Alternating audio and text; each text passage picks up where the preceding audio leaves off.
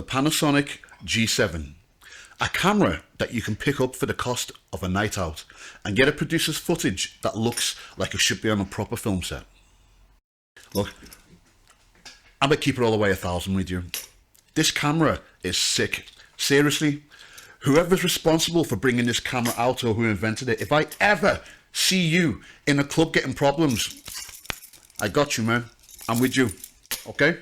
This camera can go head to head with its big brother, the Panasonic GH4.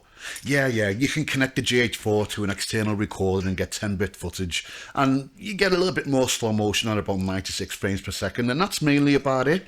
The G7 stomps all over it in low light, and it even has less of a crop when filming in 4K. I mean, this thing is nearly a decade old. It's cheap, it's lightweight, and it's the kind of secret weapon for a filmmaker who knows exactly how to squeeze every bit of talent out of their existing gear.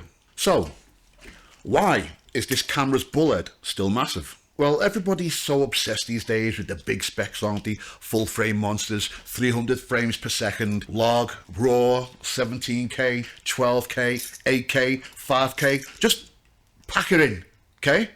The G7 is like that little quiet kid who sits in the corner of the classroom and everybody thinks he's as thick as two short planks, and when the teacher asks him a question, suddenly he says, Most people don't realize that the mind doesn't seek a truth, it seeks coherence, even if that means rewriting reality to protect the ego.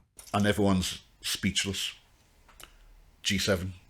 You get 4K, a sharp image, and I mean sharp. I mean, this thing's like an eyeball sharpener, really. To compensate for it, I even add a little tiny bit of noise reduction in post just to take the edge off that sharpness. You get a flip out articulating screen, yeah, so you can have it facing towards you if you're vlogging, or you can have it towards you. And a colour science that actually holds up today, regardless of the fact that in the field of filmmaking, every film should be put through the process of colour grading. For beginners and indie filmmakers who want cinematic footage without having to empty their bank accounts, G7. This camera shines when you actually take it out to shoot. Now, yeah, it's got its limitations. Low light can get a bit noisy. You get 23.98, 25 and 30 frames per second, so no slow motion. But one, post-production software does a hell of a job in making false slow motion these days. You want to try it out.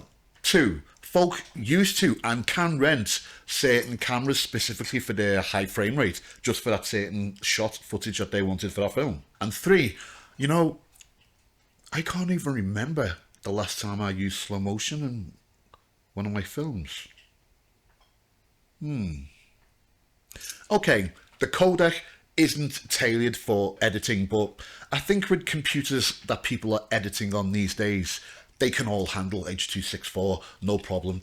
And if you shoot in H.264 and you're shooting on this, you're not going to go dramatic, pushed, colour graded looks. You're just going to do a couple of tweaks here and there, and Bob's your uncle. You need to expose properly. What, did you think that you could just take your camera outside, hit record, and biscuits and gravy would just start pumping out? Did you? Well, did you? No! This camera forces you to learn the filmmaking craft.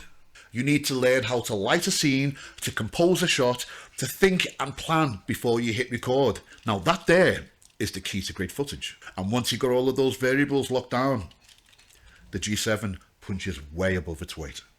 Honestly, if you can't make cinematic footage out of a G7, it's not the camera.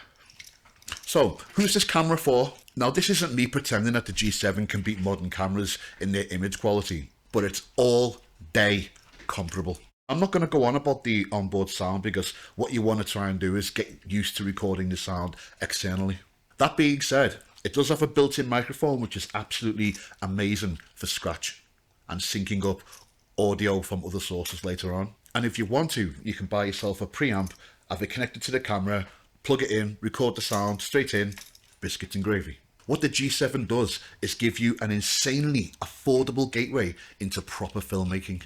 If you're just starting out, building a portfolio, want a cheap B-cam, or you need a camera that you're not scared to take risks with, it's a no-brainer. Now, if you want to see exactly what this camera can do when you plan a shoot, a bit of lighting, a nonsensical plot, and some sound design? Click on the video at the end of this video and I've made a short cinematic video for you to showcase the talents of the Panasonic G7. Now I want you to bear in mind, I haven't gone overboard on expensive gear. I'm using the G7, the kit lens that come with it, 14 to 42mm, very cheap LED lighting, and even cheaper 50mm vintage lens, and it's fully edited, graded, and shows exactly how far you can take this thing. Hit the link at the end of the description and go and watch it. I guarantee you're going to be surprised. Now I want to hear from you. What do you think about the Panasonic G7? Are there any other cameras out there with as much bang for the buck? Or am I wrong? Is there a camera out there that you can just take outside with no planning, hit record, and biscuits and gravy just pours out of it? What do you think of my guns? Thanks for watching. Subscribe. If you want to know anything to do with filmmaking, gear, tutorials, camera reviews, anything and all things filmmaking. And I look forward to seeing you again. Peace.